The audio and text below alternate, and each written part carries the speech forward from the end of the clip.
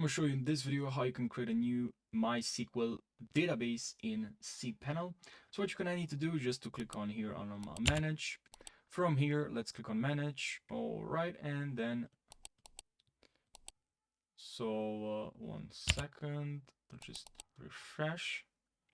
Now manage. From here we have your username. Make sure you enter your username here because we're gonna have to log in cPanel. Make sure you don't forget your password. You don't remember your password, you can click on here change password.